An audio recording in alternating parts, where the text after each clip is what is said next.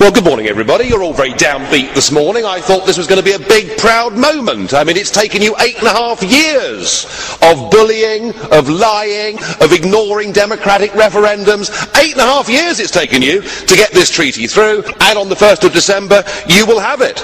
And, of course, the architect of all of this, Giscard, wanted from this constitutional treaty for the European Union to have a big global voice. But I'm afraid the leaders have suffered from a collective loss of nerve.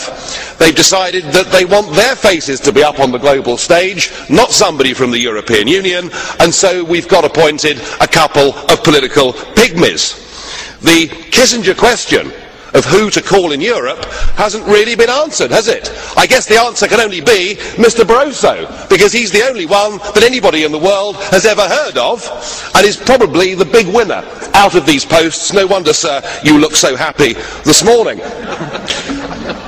And we have a new President of Europe, UniÄ§n Van Rompuy. Doesn't exactly trip off the tongue, does it? I can't see him stopping the traffic in Beijing or Washington. I doubt anybody in Brussels would even recognise who he is. And yet, he's going to be paid a salary bigger than Obama's, which tells you all you need to know about this European political class and how they look after themselves.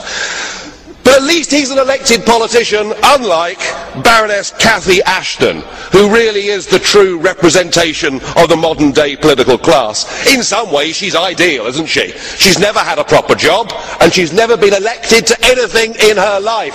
So I guess she's perfect for this European Union. Excuse me, Mr. Farage. Yes. I would like to put down your postages. You made your presentation. Right, is yes, enough for us. Chaps. Okay, Calm down, chaps. please continue. Calm down. But I mean, she's never been elected to anything, and no one knows who she is. Even the Prime Minister was talking about Baroness Ashdown as opposed to Ashton. I mean, no one has ever heard of her. She's even less well known than UniÄ$n Van Rompuy. I mean, that takes some doing, doesn't it? She's risen without trace. She's part of this post-democratic age. She married well. She married an advisor and a friend and supporter of Tony Blair and got put in the House of Lords. When she was in the House of Lords, she was given one big job.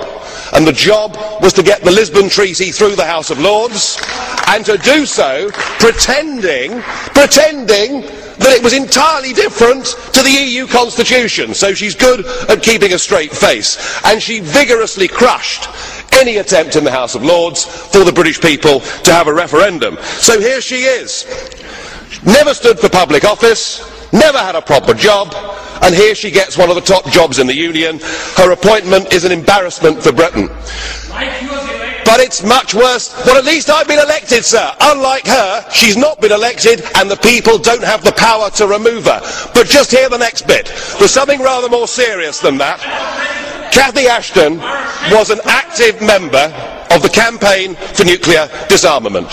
In fact, she was the treasurer of the campaign for nuclear disarmament during a period of time when CND took very large donations and refused to reveal the source. What is known is that these donations were obtained by a man called Will Howard, who was a member of the Communist Party in Great Britain. Will Baroness Ashton deny that while she was treasurer, that she took funds from organisations who were opposed to Western-style capitalism and democracy? That question must be asked. And are we really happy that somebody who will be in charge of our overseas security policy was an activist a few years ago in an outfit like CND?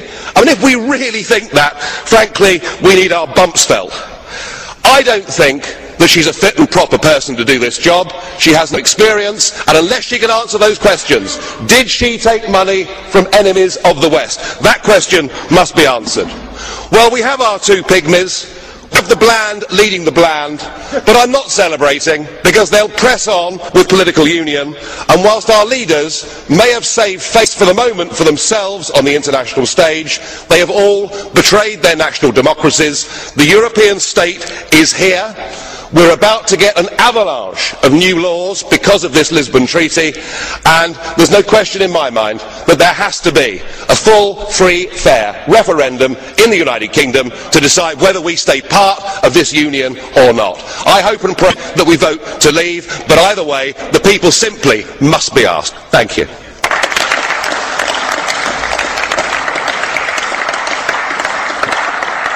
I would like to ask about that. No. Do you think? Well, I would like to turn to Mr. Farage. It would be most